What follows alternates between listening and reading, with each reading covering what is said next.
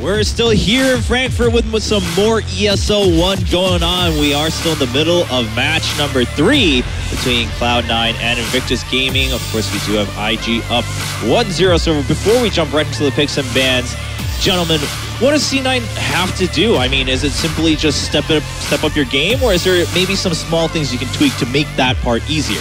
What do you think, Ben? I liked it a lot when C9 ran very aggressive supports like Rubik, Venge, Skywrath, Lion, those sort of heroes that can get a lot of kills. Keep It Light is definitely good this patch, and it's definitely good when they want to run Keeper with Naga or Keeper with some other heavy farmer, Phantom Lancer, for example. But I think they need to kind of dismantle IG in the early game and take them out of their form, pressure burning a lot more. Yeah, I fully agree with Ben. I think the supports from Cloud9 should embrace their Danish roots, go out and really plunder and pillage all they can, be the Vikings that they are, and just get some aggressive supports. I think that would benefit a lot. There you go. Channel your ancestral history. That sounds like a pretty good plan. What do you think, Alan? I mean, I think it just comes down to play better. I really do. I racked my brain for a problem with their draft or for some stats, but I think it really came down to IG were just a little bit better in the key engagements in the last match. I think Hani made a really good point that Cloud9 could have used some harder lockdown, and I think that's related to the point that you guys just made about their supports, but really it comes down to execution. I don't think Cloud9 executed well enough to win, period. Well, this is where the whole emotional side of things actually gets to the computer starts breaking down. Cannot search numbers, does not compute. C9 just going to lose, and everyone else is like, no. They have a way. They just have to plunder and pillage a little bit more, and they'll be able to come back in game number 2. Now, Kai, if the answer really is simply play better, but given how things finished in game number 1, how hard is that going to be for C9? I don't actually think that C9 was that far behind in terms of play.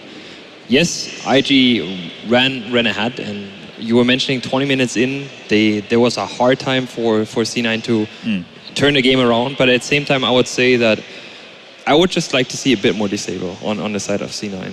Yeah, I mean, that's something that keeps coming up, and we're still tossing it up in the air a little bit, but I think bottom line is at least the theme for this tournament, regardless of how the meta continues to pan out in this patch, but this tournament seems to be the way. When maybe it's because the dust hasn't settled and not everyone's really figured it out yet. The go-to is always coordination, team fights. That way you know you can win. If you wipe the other team out, I mean, what more can you ask for, right?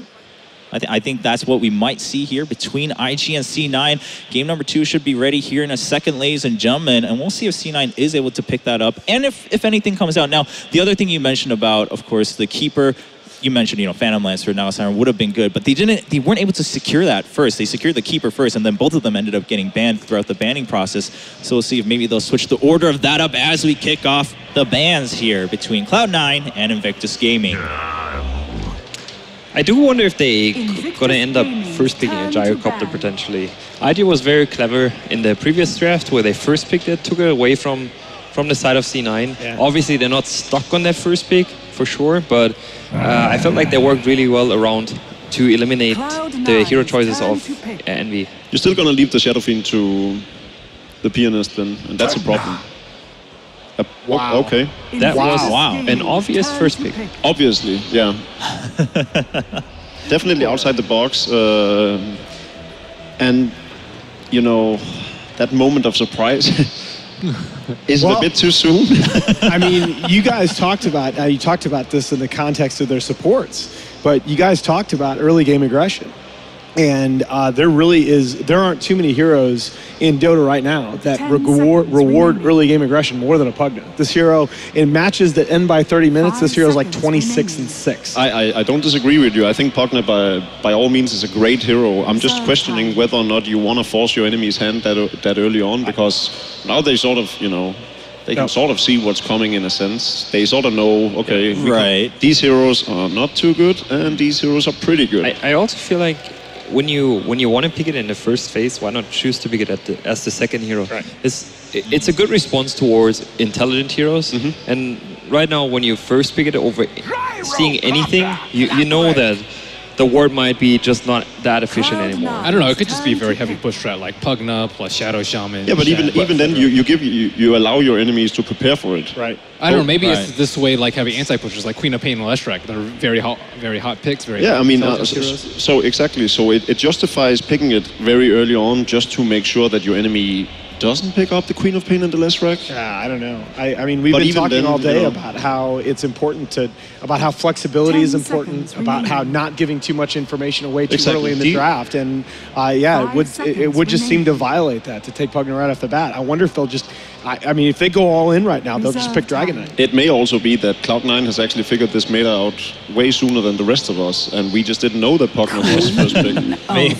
Maybe. I mean, hey, no one can really claim to know as they lock in that Queen of Pain. I mean, part of me is also thinking maybe C9 really just understanding that it's do or die time. And you know what, whether we show our hand too early or not, we're going to play our hand no matter what. We're just going to stick with what we came in as kind of our do or die card if we're in that elimination phase. 10 One thing I'd like to seconds mention is remaining. that the Pugna got a buff in terms of Decrify level 1. The 5 Decrify level 1 is a lot seconds better with this patch. And it could be also something that the hero runs Reserve more time. into a support position, potentially. I was just gonna Or ask- you could distract the opponent by thinking that it's a core, but in the end it just doesn't end up being there. I was just going to ask that. So the rule usually is when you have a hero that's picked first in the draft, it has to be something that can fill multiple roles. So I was just going to ask you guys, if you had to bet right now, Invictus if Pugna is not Gaming, going to turn be to ban. mid, played by Fata, do you think that they're going to go like a 4-role Pugna? Or do you think that we might see maybe an off-lane, maybe a Bone 7 Pugna and an aggro try? I would not assume it's going to be a Pugna mid. I would rather like to see it as more of a carry role. Cloud9 Yeah, most of the times that we've seen turn to Pugna, ban. it's usually paired with an Undying. I would say, like a couple of the European teams run it. But that is dual lane. impossible. It's really good actually. it's The not combo with Tombstone, where you decree the Tombstone, is actually very strong. Well, of course, this time not going to be able to see that combo coming out.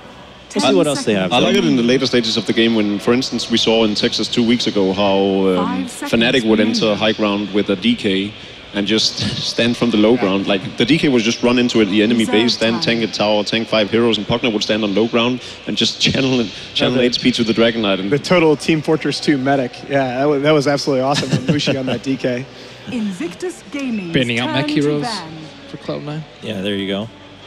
And heroes that are generally good against Pugna as well. Viper and Shadow Fiend, both heroes that, first of all, take down the ward incredibly fast. And Viper especially doesn't really struggle against ward. Nether ward does nothing against it. It's, 10 you know, seconds remaining. Decrypt is annoying to some extent. The ward did get changed though, right? You need a certain 5 amount of hits, seconds not remaining. it doesn't have HP. Right. Is it 4 hits, 5 hits? Correct. I believe 4. Blues 4. All right. It's like, well, it's like the it and the Visage Familiars got changed. Right. It's the mechanic.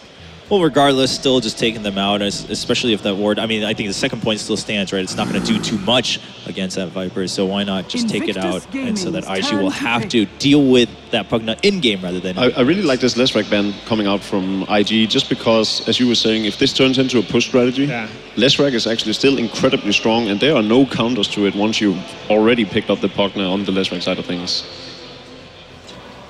I agree with that, but we're going to need to, I think we're coming to the most important part of the draft because I think whatever side has the advantage in terms of the 10 aggression or seconds supports, remaining. exactly as you guys were discussing earlier. And I Cloud9 think kind of it's have to huge. commit with the 5 push pick and the seconds next, because remaining. Co-op doesn't I agree. really fit it. So it's like, what, Lone Druid, Shadow Shaman. Oh yeah, definitely. Like with the Shadow. third pick, we'll know whether or not this is sort of an all-in push strategy, or if Cloud9 is just have a different game plan in mind where they're reverting into feeling secure and fighting 5-on-5, being able to delay the game until their late game is sufficiently strong. Well, so if you're IG, do you wait to see that third pick, or do you just kind of assume they're going to go with the push?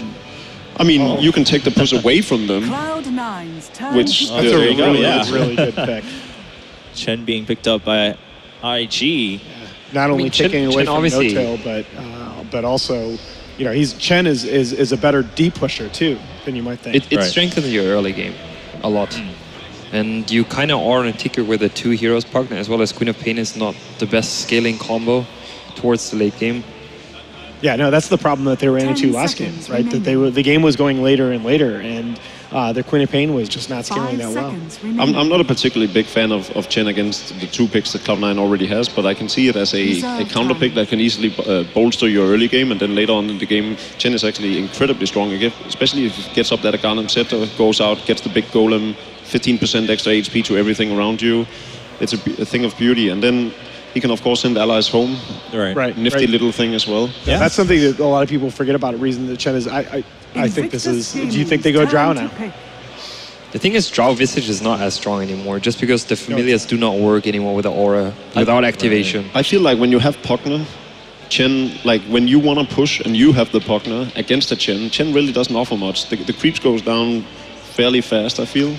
Like being a Chen player myself, I have a hard time, 2 Nether Blasts and my creeps already needs to either fountain or use my heal on it. So As well as the ward is a problem. But it becomes like a death ball lineup, doesn't it? Where your Chen can actually put pressure on other parts of the map as well. Not when they want to start utilizing. If we assume that this is a Drow Ranger strategy, when you want to start utilizing your push ability, Chen still doesn't have much to offer. There's no way he has an Aghanim Scepter. He might have a mechanism if that's what he's going for, but even then, if he's the primary support in your lineup, it's incredibly difficult to be of much use against a ball that goes in with a ton of AoE. Yeah, how about that? All right, well, still up to IG to round out their lineup so far.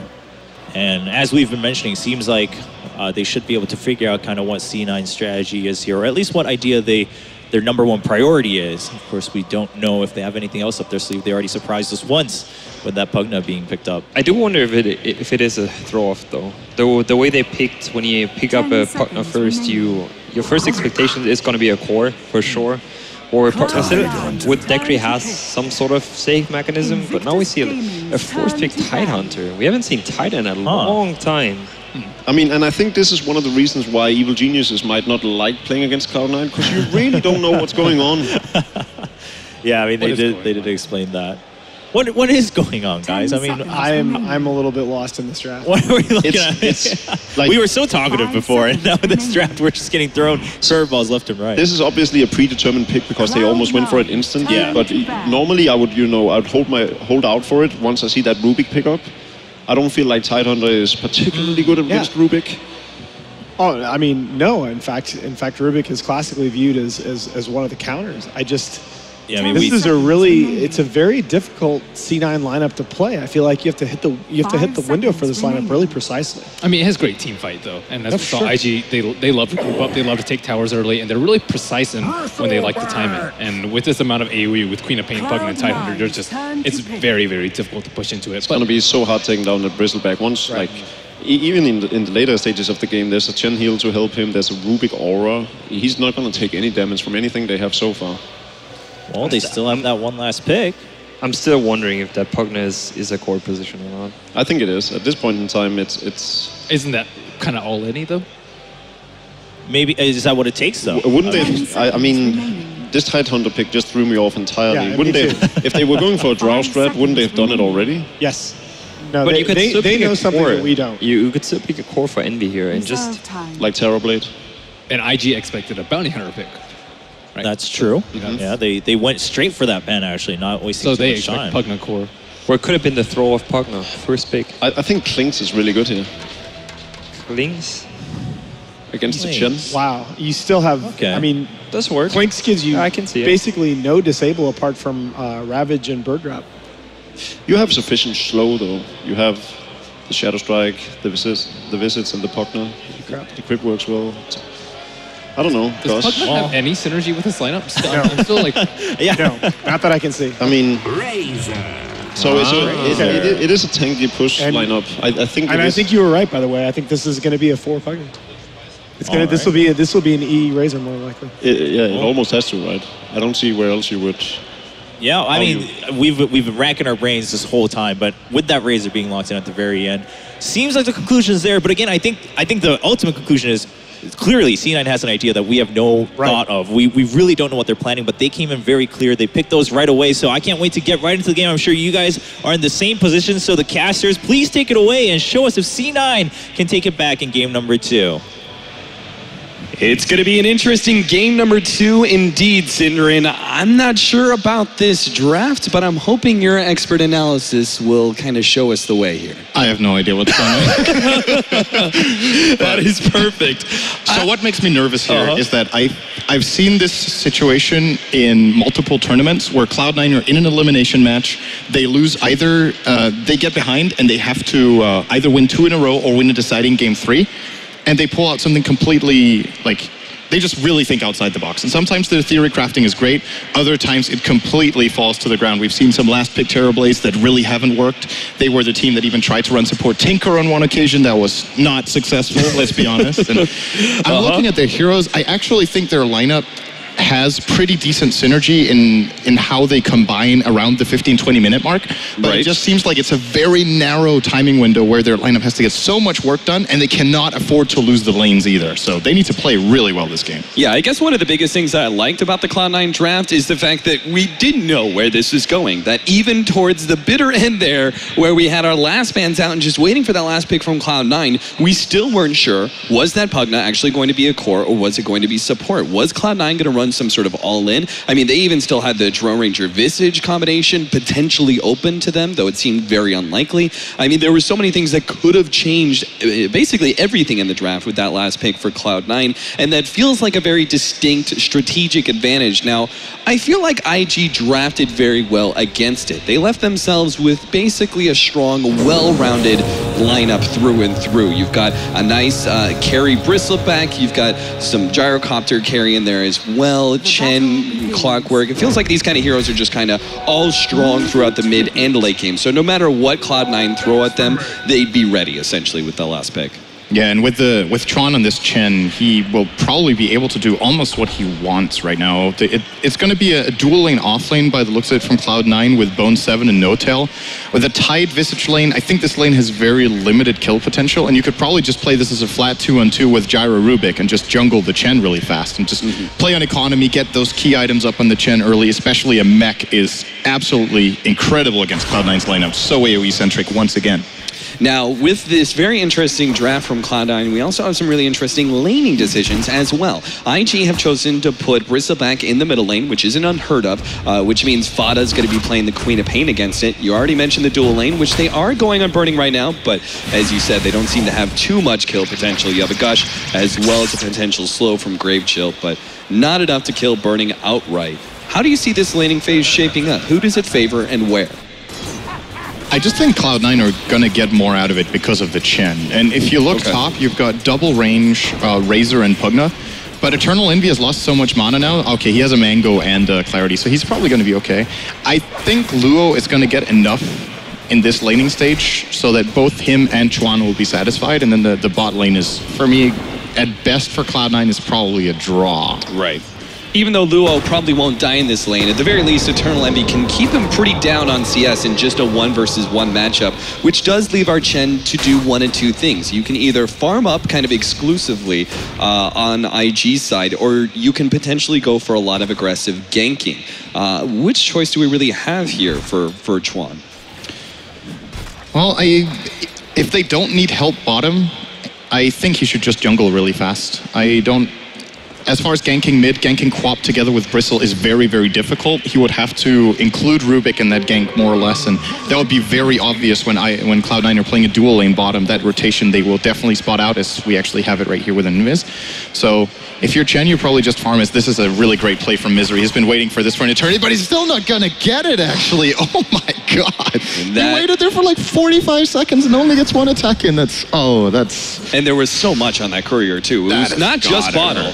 It was Bottle plus the wand, plus the completed magic wand, and now Ferrari is still sitting in a really good position. He hasn't blown any of his shared tangos, which has just been passed over by Faith. So he's going to be able to do, it seems, very well in CS in this middle lane, where he's already trying to contest the Quap. 9-0. This will get better over time, obviously, as the Bristleback spamming out both the Quill Sprays, but actually it's going to be the Warpath, which will allow him to have a big increase in damage. Luo is aggressively fighting up and actually does trap Misery inside the cogs with him. Unfortunately for him, Luo's only got the right clicks available and won't actually be able to go for the kill on Misery due to the lack of mana for Battery Assault. Bottom lane. Yeah, they managed to get the stun. No-Tail's going to end up falling here. The Anchor Smash isn't enough to be able to stop the damage, and IG Faith walks away with that first blood. IG are just getting so much out of their side lanes. They're willingly sacrificing Bristleback a bit here, not helping him too much with Chen. Chen could go in and harass Fata with a creep to give Bristleback a good laning stage. But what they get instead is they get a kill on bottom, and Luo is essentially winning top lane 1-on-2. He has got 10 CS minute 3. Both of the Dire heroes in this top lane are very low on health and mana. He has definitely got the job done right now.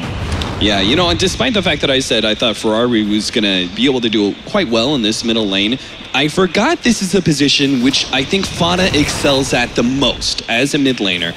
He's one of those mid laners. Remember back in the day when we were comparing him to like S4 and the aggressive play style between the two of them and how it was so fun to watch the two of them? I think Fada is the current mid laner who takes the best opportunity out of these matchups that are favorable to him. He's a Queen of Pain versus a melee hero. He knows how to push that advantage. There's one, are there actually two other players that come to mind together with him, but I would definitely put him up there.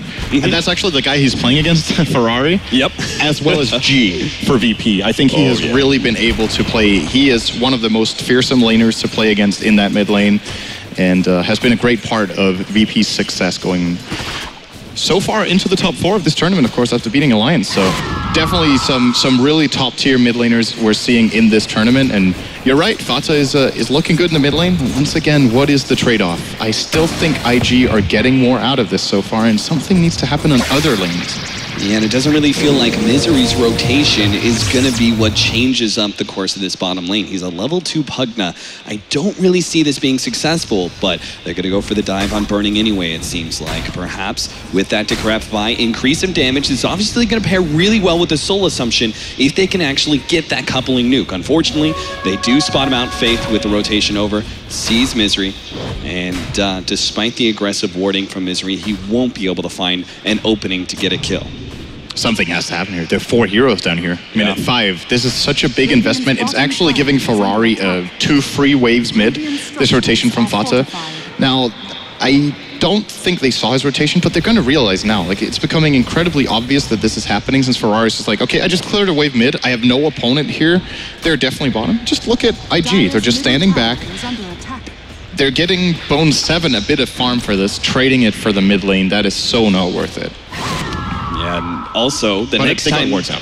Yeah, the next time they make that kind of rotation, they'll have Luo to deal with, who's about to pick up his level 6. Now, looks like they've found Chuan here leading. There goes, oh, that actually didn't do any damage whatsoever. Chuan is still going to have some issues, though, as Fada makes a turnaround and will be able to get the last hits. Misery drops quite low, the Hellbear Smasher. Can you actually get that smash? It's got just the same exact movement speed of Misery, so he will be able to get himself away. Haystern on the side, Hellbear Smasher is now going to try and take that one out before Fada can get there, but unfortunately, our hero in red will eventually die. So they do get something out of it. That was a long chase just to kill a Chen, but at the end of the day, probably worth it here for Cloud9. So they also, of course, get his Ursa, like you said. They secure the bottom rune and get maybe a little bit more of a grip on the map. Now, Razor's a very mid-game oriented hero. How much pressure do you need to push on him to stop his current free farming? You know he's getting a lot in this top lane. Actually, maybe a little bit less than I expected, as he's only 33 and 12. But either way, he's facing up against a melee hero, should do very well. Do you leave him be and try and focus on the rest of Cloud9, or do you want an aggressive rotation from IG to help the clock work out? I think as long as you farm your cores, it's okay. The Razor is really good against Bristle, but they have the tools to counterplay him. They can telekinesis him and throw him away. They have power cogs, which are really good against and with Razor for that matter. Yeah. Just to try and zone him out. So I do believe they can let Envy farm in this particular game as long as they get the right initiation angle. But the one thing that could catch them by surprise is if Bone 7 gets a fast, I think Blink Dagger in this game is the way to go for Tide. They need to find a way of forcing fights and taking them on their terms after he gets the Arcanes down, which I can definitely get behind for pushing this tower. That should be the way to go, so that way they can set up Envy and Fata to get a really big combo. Some rockets coming in, as well as the ultimate from Burning to try and clean up this creep wave, and does do pretty successfully. Meanwhile, IG also have an Ancient stack, which Ferrari has been doing for himself, and obviously Bristleback. One of the big advantages of him as a mid is being able to have the physical damage to clear through a stack like that. He's going to get level 9.5 from this, I think. Oh, it did not stack again, though. He pulled it a little bit too early here. Mistiming that. Does, of course, get the rune at the perfect timing, but no Ancients there. Is that a triple or a quad stack?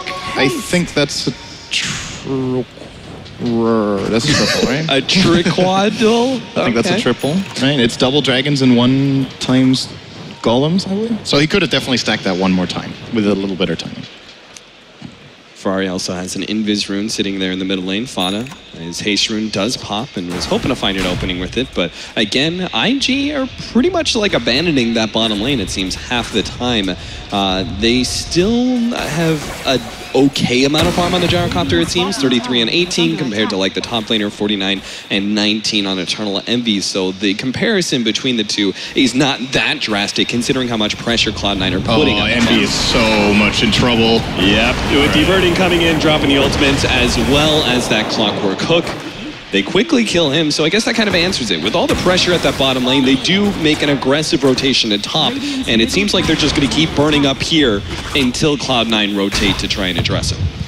And one thing that's happening right now is even though they're denying burning a little bit of farm, this Clock is getting a lot of gold as well. And he is not a hero you should underestimate. I feel like if you have a Clockwork and he gets his first big item really early, and by big item that could also be, let's say, a Blade Mill, for example, let's count that as a big item. His first core item is so impactful when he gets it very early on in the game. And Luo at this point is definitely looking to get that pretty fast, probably before the tides blink. And that means at that point in time, he will have a higher teamfight impact, most likely, in addition to, of course, his 2-level advantage from having the solo lane. So they're trading a bit of farm for some more fighting potential. I think that's okay.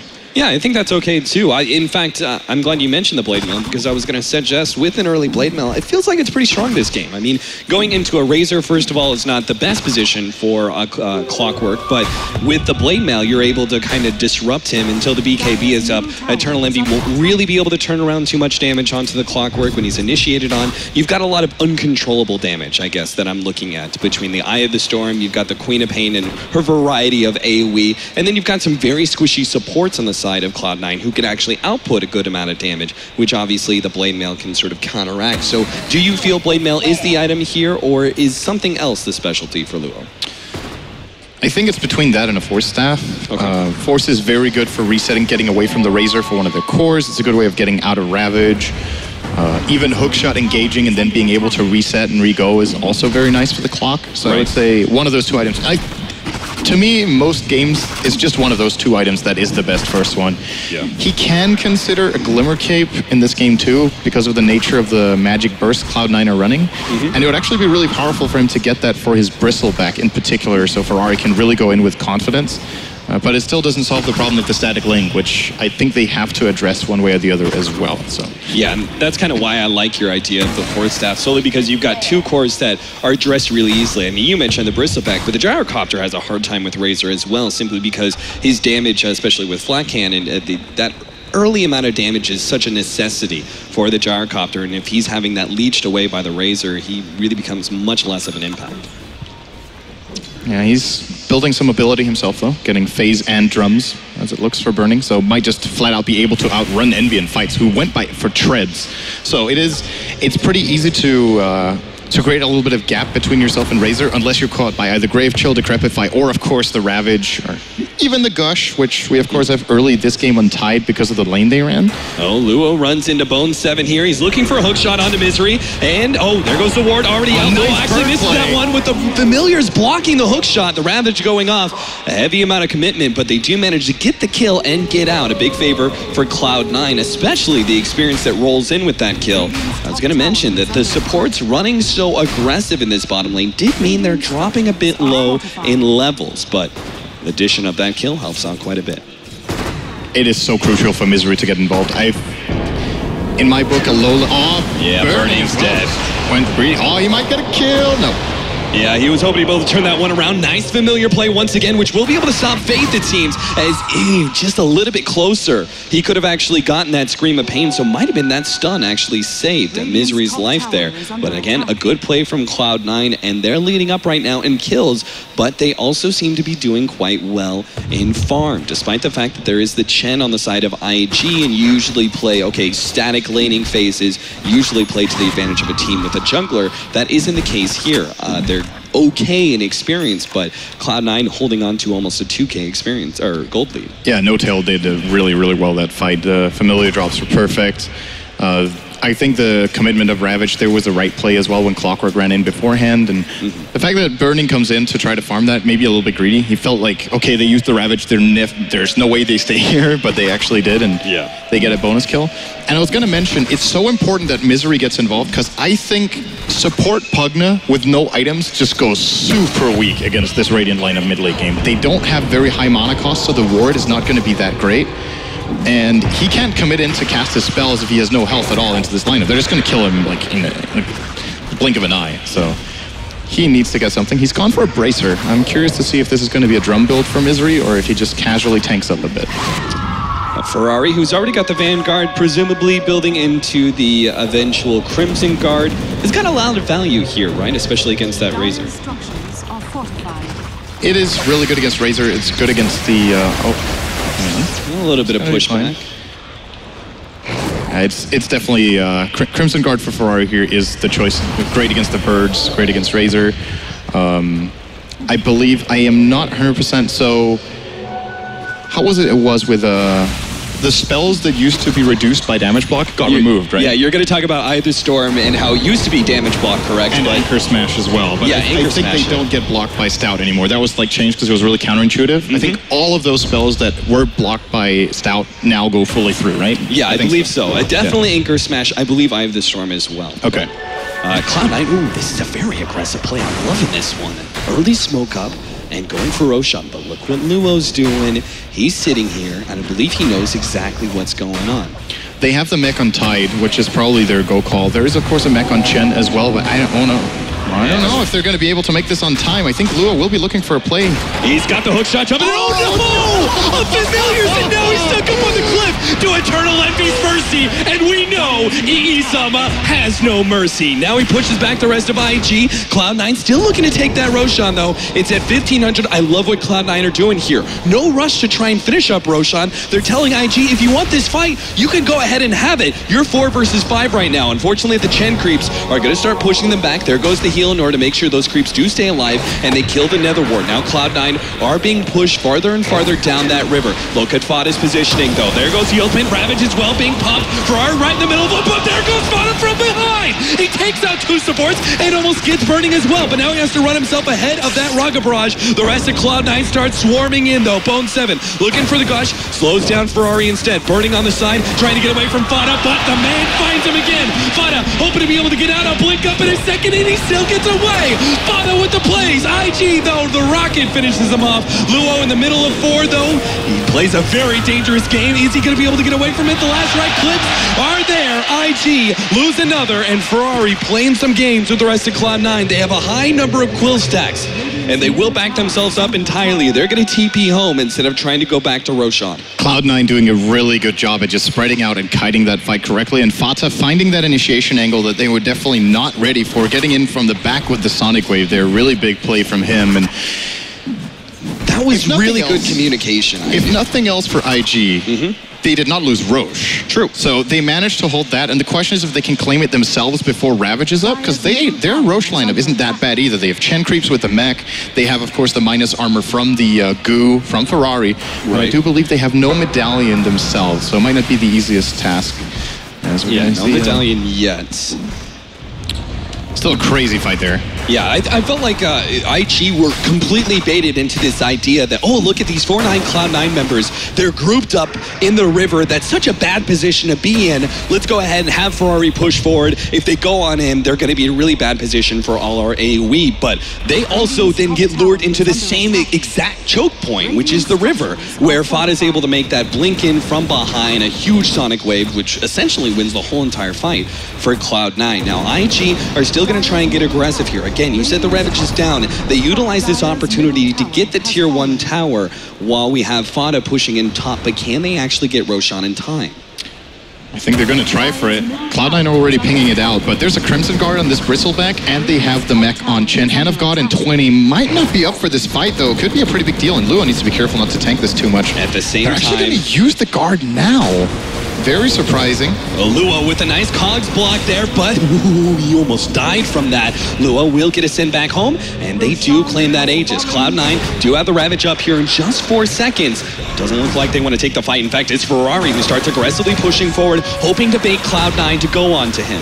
And sure enough, they do a bit of damage, but not a full commitment. IG back away, 1 Aegis richer. Yeah, they pretty much evened the game up there. This is not a 3-8 game, in my opinion. They took the tier 1 tower, they took the Roche.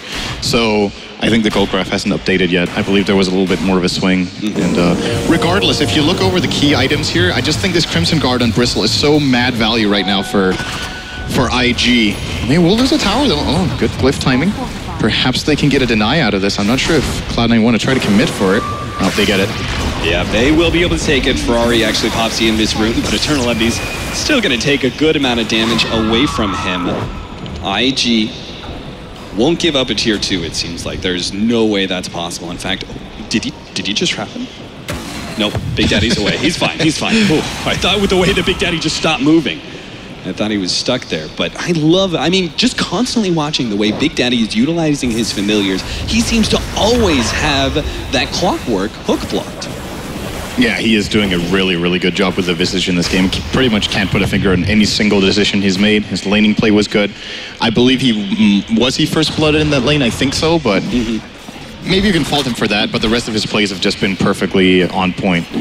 All right, we got a big item choice to talk about here. Fada going in for the full Scythe of Vice. Now, we had a conversation where it's like, is this really going to be an Ags game for the Queen of Pain?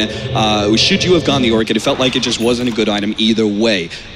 Guess the other item choice is straight Scythe of Vice, but it's so rare to see that. I'm sure Nahaz has got some stats on it, but this is ultra rare to see such a late game item picked up as your first bit. What are your thoughts? It's a way for them to be able to just control the gyro for now. He gets it before the gyro's BKB. So if you compare that to an Orchid, of course this BKB will inevitably come out in a few minutes for burning, but they can initiate onto the gyro and kill him off, and then they can just kite the Bristle, as we've seen in a couple of fights beforehand, where their single target slow are actually doing a lot of work. And I think Fatsa just looked at his farm, like he was getting super rich, and like, I can be ambitious in this game and go for a really big item, because sure, it's nice for fighting, but of course the Scythe is also a decent farming item, 150% mana regen, just like Yule's, and just provides more possibilities for him in fights to play around with. Yeah, possibility just like this, where Birdie does get scattered out inside of the trees. Now Fada turns around everything he has, but the blink away just ahead of that hook shot. My God, Fada is pulling it today, man. Cloud9, off of the back of Fada, have managed to secure themselves a pretty good hold on this game. It's 3-8, 28 minutes in. That Aegis is going to go down in 2 minutes, and it feels like once that Aegis is down, Cloud9 will try and push the advantage. They've got a Blink Dagger on Tidehunter, the mech as well is there. We've got Razor with the drums, not as much farm on Eternal Envy as you would kind of hope at this point. But other than that, I think the Tidehunter and the Queen of Pain are going to make up for that loss. Yeah, and I'm really curious to see which direction Envy goes with his item build here. Of course, Cloud9 will have to break the base at some point, and they're going to need some key items, right? Maybe the Axe Razor is a good build in this game. Perhaps they get a Solar Crest just so he can go in with the ult reliably and not get countered out too hard. No-Tail, of course, already has the Medallion, so he needs to make the decision between Axe and Solar Crest, which, until Crest was there, it was like Visage build up the same 90% of games. Medallion into Axe. Right. Nowadays, the Crest can actually be a better choice than the Axe in a lot of cases, especially when you're against Flak Cannon, where you can say, how useful is the third bird really going to be if it gets flak down? And there is a key item on Razor that you haven't mentioned, and it's simply because it doesn't have a whole lot of value for this game, right? BKB is a very common pickup for Razor. It's just not enough magic damage, right? I don't think it is good enough this game. If they wanted to go for a defensive item on Envy, he could technically get a Force Staff against the clock, but I think they're going to let the supports do it. We see it picked up on Pugna right now. I'm imagining Tide will get his after the Blink Dagger he picked up recently, and they will work around it that way. And by the way, sorry to sound like a broken record, but this would also have been a good co-op game for Book, right? Like, you're looking at it. You're looking at IG's heroes. Bristleback hates being monoburned. It really ruins him. He quill sprays. He can't keep them running. If he manages somehow to get the mana in, he will take the last will. Same for Gyro. The similar kind of problem. And I don't feel like IG had the right tools to deal with a fast Necro 3 on Fata. And I think Cloud9 might have missed an opportunity to just take all tier 2s with that Book and take full map control and D-ward. So I like the Scythe. I think it's really cool to see it picked up. I do, however, think Book would have probably been the absolute best choice this game. All right, we do have a 3-man smoke up here from Cloud9, making a rotation through the jungle. Unfortunately, doesn't seem like they're going to find anything. Well, they find Chen's creeps, and they'll take those away from him, but not a hero pickoff that they were really searching for. Let's talk about this point booster, though. Fada, normally, if you're going to go Aghanims, you try and go for it first item. You don't like later Aghanims because Aghanims is basically increases your farming speed as Queen of Pain, right? Is he still going for that Aghanims, or is this the value point booster? What are we seeing?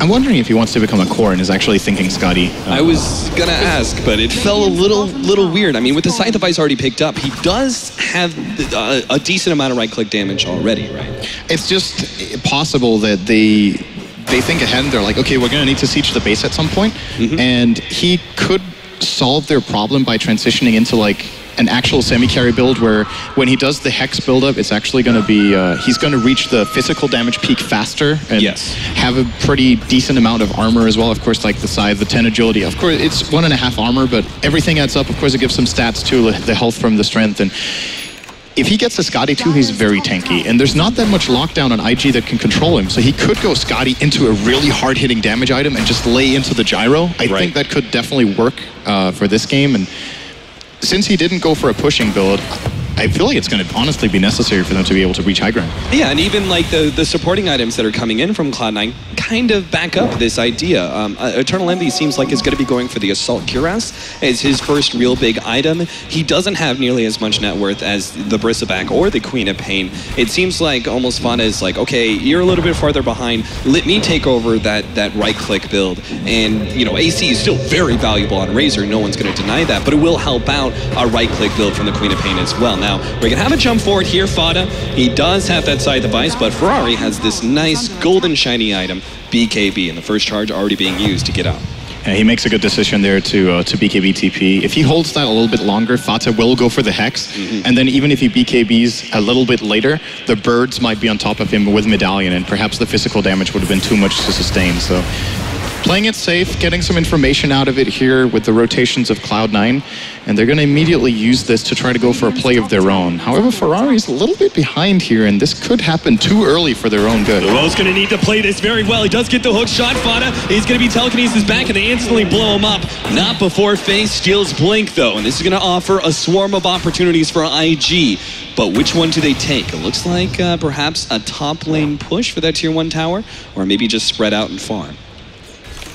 I would say top tier 1 is a pretty reasonable play right now. Maybe if you don't go for the tower in its entire, well, it's really low. So I think you could definitely do that. But else they could just force Cloud9 to play defensively up there. And it looks like they're just going to play it safe for now and get a little bit more farm. As Burning is, he was not having the best early game. We talked about his farm, but he's looking pretty good. I think IG are fairly happy with the situation. Even if they could see the graphs, they wouldn't feel like this 3K lead is that big of a problem. Yeah, Luo, unfortunately, just a few seconds away from being they will able to get the shot. They're going for it after all. Yeah, there it is. Ferrari making the full commitment here. The birds are coming in through the side. Burning pops his BKB and will TP out. And if necessary, Ferrari will do the same. But it doesn't look like it's going to be forced unless Fada makes a very aggressive blink forward here in 2 seconds.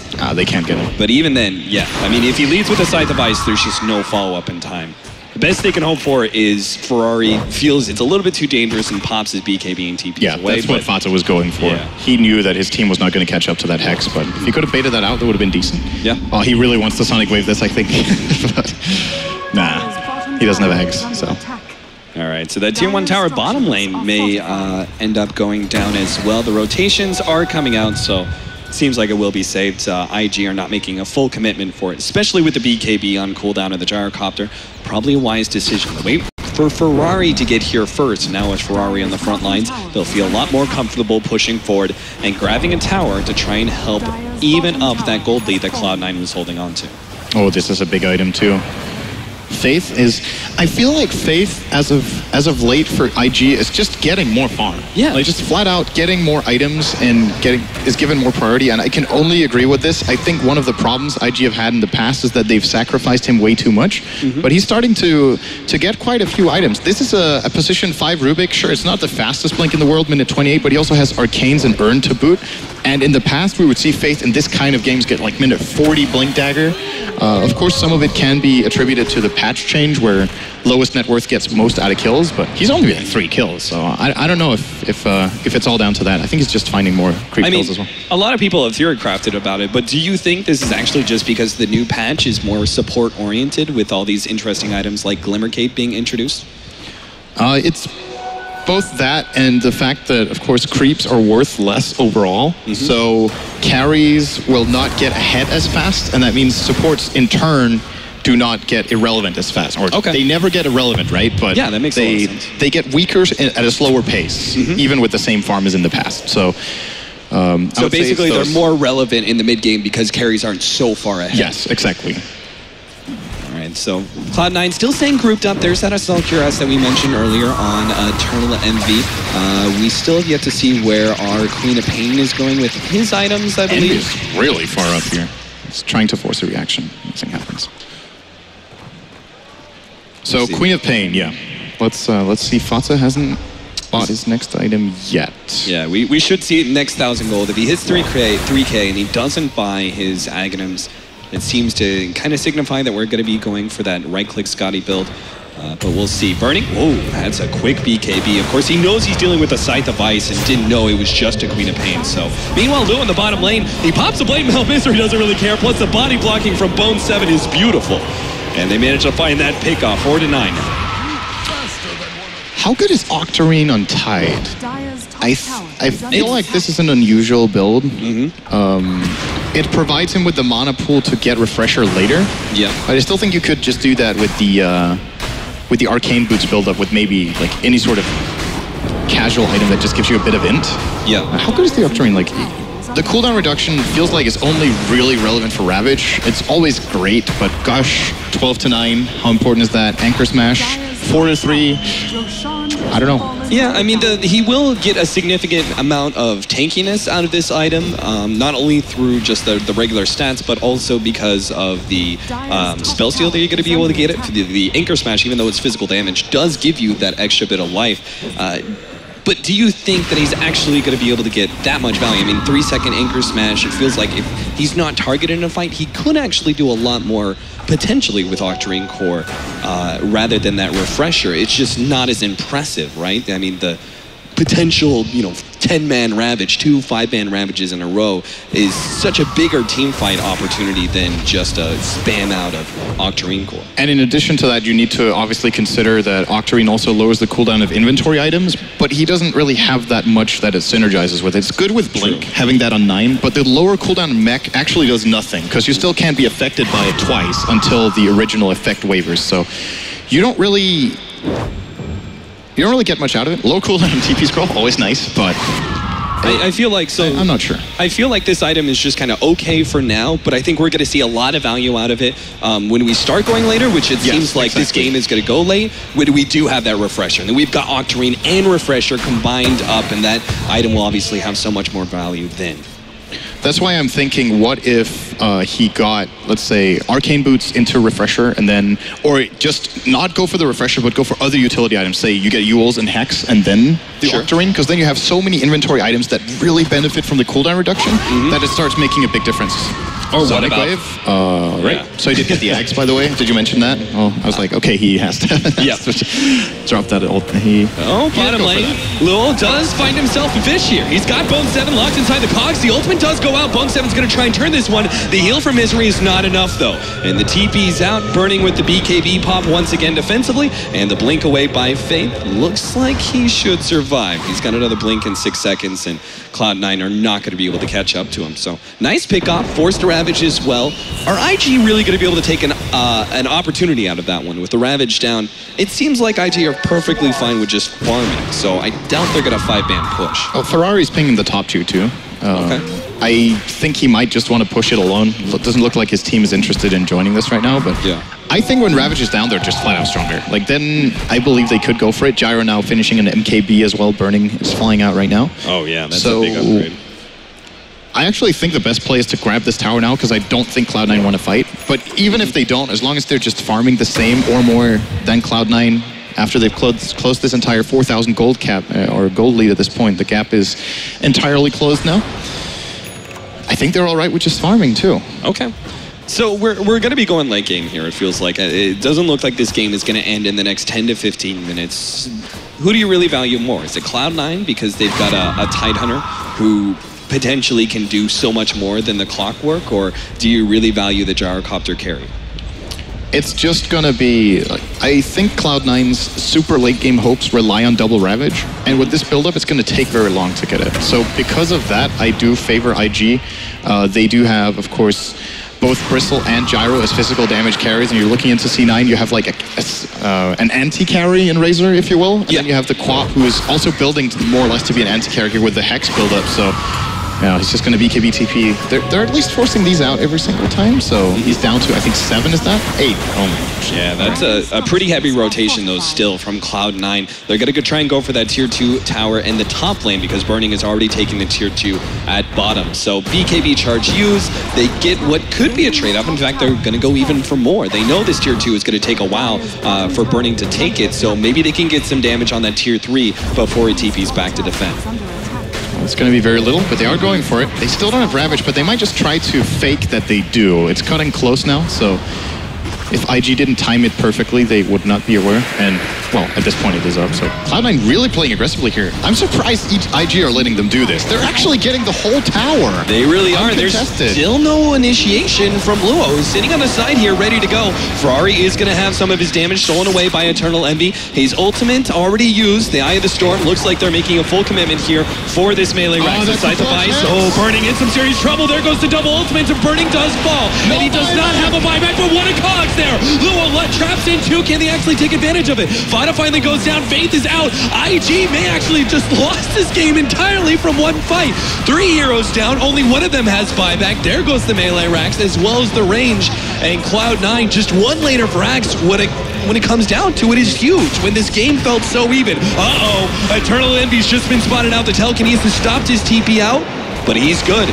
He actually has the movement speed to keep himself ahead. Ferrari is way up far forward. Side the bias going on to him. Misery's being brought quite low. Eternal Envy turns around for that damage steal, but maybe he's just put himself in some serious danger. He's going to turn, fight up against Burning. There goes that Sonic Wave.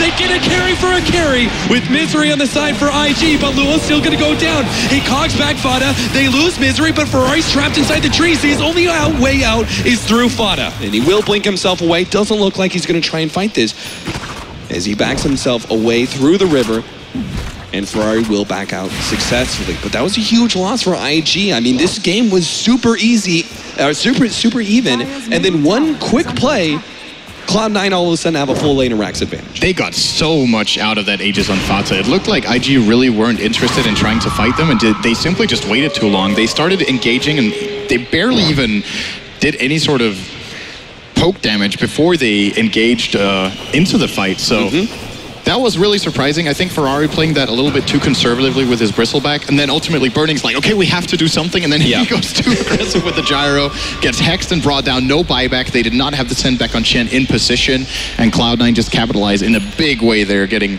full lane of racks, 7,500 gold off that one fight, 5k experience swing, and this is all they needed. Now I feel like they're definitely in the driver's seat to go and take a second lane with the next Roche, and wow, okay. Yeah, I mean, if Cloud9 end up winning this game, it's got to be that fight right there that gave them the advantage necessary to close out the game. It's just such a huge swing. And there's the refresher from Fada, Bone 7 with the Octarine core, and 1,000 gold on top of that. Aghanims on Razor. I mean, just item after item flowing in for Cloud9 after that fight. And it seems like they feel content to try and maybe force another one here in the middle lane. Eternal Envy is very far forward here, but he knows the rest of his allies are going to be coming in. Luo with the first initiation. There goes the Force Staff. In order to get Luo outside of those cogs, and Eternal Envy will end up going down. Misery couldn't save him with any sort of heal. They get two real quickly. The Sonic Wave from the side from Fada. He does have another one, but IG, now the Ravage going up. They're going to try burst down Burning, and they're successful. Now Ferrari is even side the biased up and down to half HP. The send back from Chen looks to be successful, but Luo will just barely be able to TP out. Chuan, not so lucky. Double kill for Fada. And they end up evening out that 2 for 2, but it cost them their refresher and their Ravage.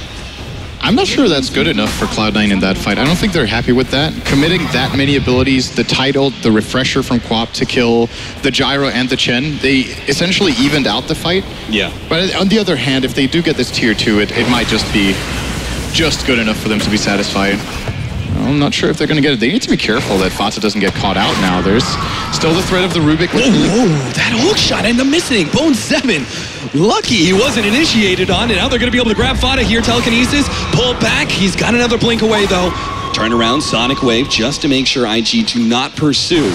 Bone7 even blinking in, trying to slow down Lil for the birds, but in the end, IG do successfully defend their tier 2 tower, so it seems not really worth it for Cloud9. I personally felt like Cloud9, with all those items coming in, that they should have easily been able to take the tier 2 and could have at least locked IG inside their base. I'm not sure if they would have wanted to push uphill, probably wait out Roshan and that Aegis, but I think IG just wouldn't have fought around that tier 2. It kind of would have felt like too risky at that point. Yeah, the good news for Cloud9 is that they got the perfect spawn time on Roche, more or less. This could have been risky if IG could have tried to go for a fight and a Roche sneak right now. But he's going to respawn when they have everything ready again. Ravage, double Sonic Wave. It's in 90 seconds for Fata. Look at that timing. He's got it 4 seconds after the respawn of Roche. He will have the double. So that's completely perfect for C9. And most likely they will actually even be able to grab the Roshan themselves, because they have a really good Roshan lineup between the Visage now, of course, with triple birds and the Medallion. Tide can tank it for free. They can just poke it down over time, and IG will have to contest. They cannot give away another Roche. I really don't think so. Despite that last fight going okay for IG, I'm kind of in the position where I don't feel like they can actually give up an Aegis, particularly if it goes on Eternal Envy. There was that change-up, right, where now with the Aegis, Eye of the Storm still stays up, right? Even when you're dead, you come back, Eye of the Storm is still there, especially since he's got the Aghanims upgrade. That's a pretty big factor. I still believe they would put the Aegis on Fata, though. Oh, okay. Just so he can play really aggressively and make sure he gets a lot of use out of his Refresher Orb. Because the moment Fata blinks in and hexes someone, it forces a fight. Like, you can't ignore that. They will just follow through and open. And the usual counterplay would be, okay, the Quap blinked on top of us, let's Rubik lift and try to burst him down with everything we've got, call down, use our BKBs. But if he can force 2 BKBs with an Aegis, great. That's good enough. He can die for that, and they will be able to take a lane of racks off that alone. Yeah, that actually makes a lot of sense. I was thinking, Eternal Envy kind of being that one guy in the front lines with the Aegis and taking down that tower. But as you said, if you make that initiation on Fata, it forces the fight entirely. And so having an Aegis on him, it feels like it's going to be way more valuable. What's also going to be quite valuable, Bone7, 3K gold, is closing in on that refresher. We remarked that's going to be an added benefit to the Octarine core, which he already has. Look at this Roche just going down. I really don't think IG can afford to give this away, but they don't even have time to react before it's gone. Let's see, they will give it to Fata. Yep. And the cheese goes over to Eternal Envy. Yeah, that might be the better way of doing it. I don't think they have as high of a chance as just one-shot bursting Envy as Fata. Right. Envy has 18 more armor right now with the AC, so he's more likely to be able to pop that cheese when he's low. And now an Ags on Pugna as well. I mean, that's a huge benefit. As a support Pugna, once you get that Aghanims, that just means you sit way off in the back and you constantly heal up that frontliner, which should be the Razor. And I think we've seen Misery do it once or twice this game, the defensive heal from Life Drain. It's going to be pretty difficult being IG right now. I'm not sure how they need to engage this fight. If they can bait out 1 or 2 key ultimates from C9 and not get blown up in the process, that's probably what they're looking for, but never mind that. Let's go in, says Envy. Yeah, Ferrari puts himself on the front line to be the target. Eternal Envy, though, has stolen already 168 damage and will turn that damage right into the tier 3 tower. Glyph is popped for the time being. Eternal Envy does get stunned up by the rocket. Tier 3 tower is going to be falling soon. Ferrari again trying to draw that damage. Waiting for the initiation. There it is on Burning. He's already down and out. Ferrari turns to fight up against Eternal Envy and using his damage, but the AC is actually helping keeping Eternal Envy alive, and now he's damage draining him away. There goes another ultimate. Burning is going to fall a secondary time. 90 seconds on the clock for our carry from IG. The rest of them trying to back away to the fountain. Fata, ooh, nice TP back just in time, but Ferrari, can he get out? It doesn't even matter. IG say GG. And we're going to a game 3. That one fight and base push top just snowballed C9 super fast in this game. After it looked like it was going to be, we thought it was going to be a longer game. Yeah. We thought that if IG got a couple of more key items and got the farm, they would be able to do it. But those key pickoffs on Burning in quick succession here really just, he got shut down hard this game. Fata finds the openings with the scythe every single time and really had a huge impact in this game with his Queen of Pain. Gets the refresher at a good timing too. The supporting cast of Cloud9 this time around, No Tail played a phenomenal game, and gotta commend Misery on only dying twice and support Pugna, who was underleveled early. He actually played a really solid game, 2-2 and 15. A great showing for support. Yeah, absolutely. I mean, I feel like Fana was definitely the guy who stood out the most here, but it was because Cloud9 did so well in supporting him. I mean, that bottom river play, setting him up for the big Sonic waves, and there's so many opportunities that Cloud9 set Fana up for, and he definitely shown in this game number 2. And that means we're going to have our first game 3 here of ESL One Frankfurt 2015. We'll be back after a short break.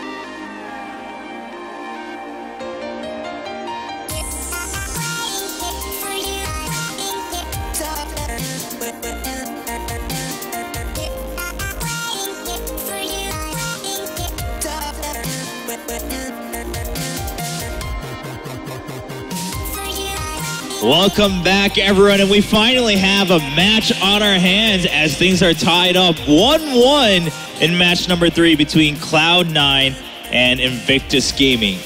Now, gentlemen, after the first match, we were all confused. We're like, well, how do you really say what can Cloud9 do? I mean, maybe they just have to play better. What happened in game 2? I mean, Alan, you're shaking your head. What do you think? They played better. I mean, that's the bottom line. Okay, well, we're done. Segment's over. We'll throw it to a break. Hi, guys. Analysis. There we go. Cloud9 played better. No, I didn't like their draft because I thought it was very fine. I thought they gave themselves a fairly narrow window, but they hit that window. They hit the very tail end of it. But they hit it. They took Rax at 37 minutes. I would have thought at the beginning of the game, I thought they needed Rax by 35 minutes, so they were probably going to lose.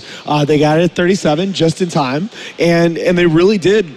The number one thing from that first match to the second, they executed so much better in team fights. They got the kills on Burning when they needed to. How many games do we see where Burning finishes with the most deaths out of all 10 heroes? Not me. I'm like trying to dig for a number because all I hear from Alan are numbers. I'm like, well, is it below 10 or what's the exact digit here?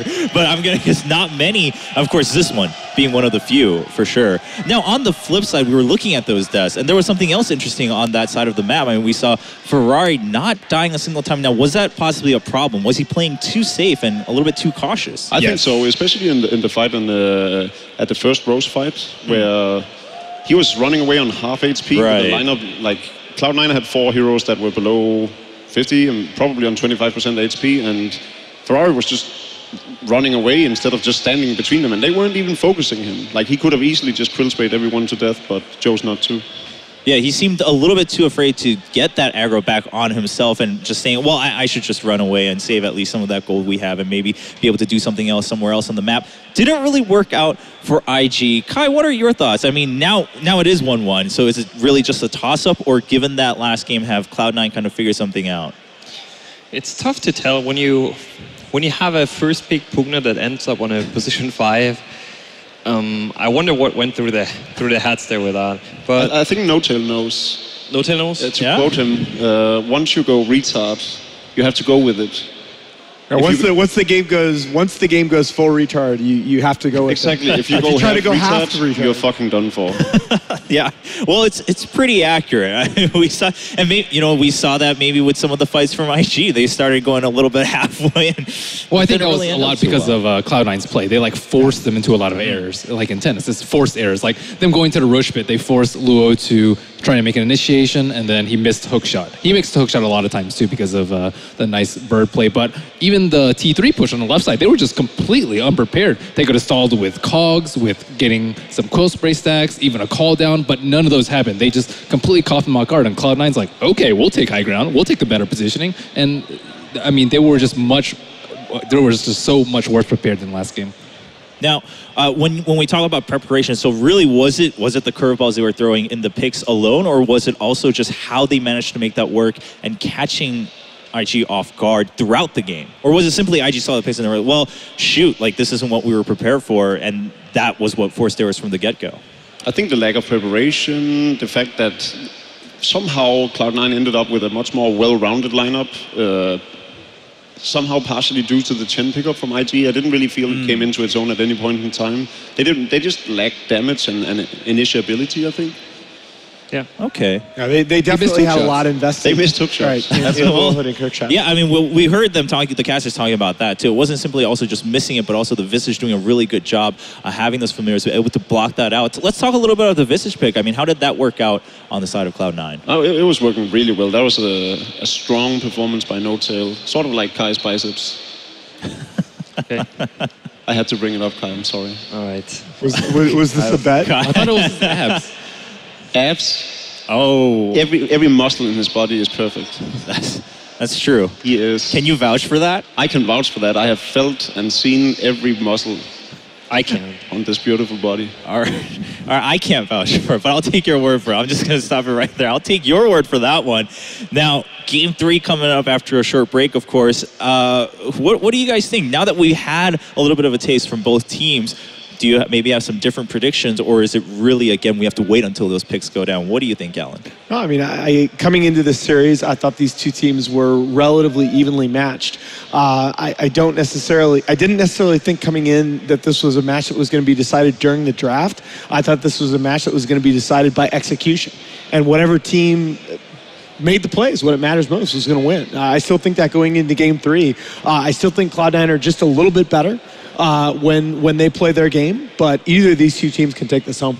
All right, Ben, what do you think? Is the Hani curse going to live on here? I really liked how they had a solution for burning this game. They let him farm up, but they just blew him up every single time with Scythe of Ice. And even through the BKB, then they had a refresher. They just double Sonic Wave them. So I think, he had a lot of deaths because they were actually better prepared. And like Game 1, he just did whatever he wanted. It was two entirely different games from the Gyrocopter's perspective. Game 1, he could just tank everything, kill everything. Game 2, he was just... No, I mean, I think that's a really smart observation where we when we talk about games and about differences across games, we tend to talk more in terms of heroes, but it's in terms of game plans too, that you can't let that same playstyle beat you twice. I mean, Burning just flat out beat them was Gyrocopter in game 1. And I think Cloud9 came into that second game, you know, the kind of wonky draft can be a bit of a smokescreen, where they came into that second game, first and foremost, saying, we're not going to let Burning himself beat us again. Oh, I mean, I think the other two teams tried that with like the Silencer and the Clinks, and sometimes it works, sometimes it doesn't. So I think Cloud9 just really good at adapting from game 1 to game 2. Fair enough, and that's something we discussed a little bit, and that's what you mentioned too. You guys were talking about, okay, sure, the picks were a little bit of curveball. Let's take a look, though,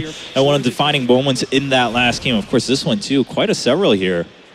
They're already inside the base, though. Gyrocopter still has ultimate on cooldown. Clockwork was fishing around for a hook on the right side for far too long, and everyone dies. The Rex is already at half HP. T3 is already down, and like the positioning, even when all 10 heroes were still alive, I think that Cloud9 had a huge upper hand, which should never happen on T3 defenses. Yeah, absolutely. And then we do see Cloud9 able to secure that win against IG in that second game. So what we're hearing so far, I mean, Cloud9 just adapting well in the picks and also obviously the execution. And we were mentioning this during picks. This is clearly something that prepared very well. The picks went down very quickly on the side of Cloud9. And that was 5 straight, by the way, for Eternal Envy on Razor. He's actually quite underrated as a Razor player. Well, there you go, 5-0. Maybe we'll see it again. Maybe we won't. Maybe we'll see it banned out. We'll have to find out as we prepare for Game 3. Don't go anywhere, ladies and gentlemen. We'll be back right after this break for the last game in this series and then another match.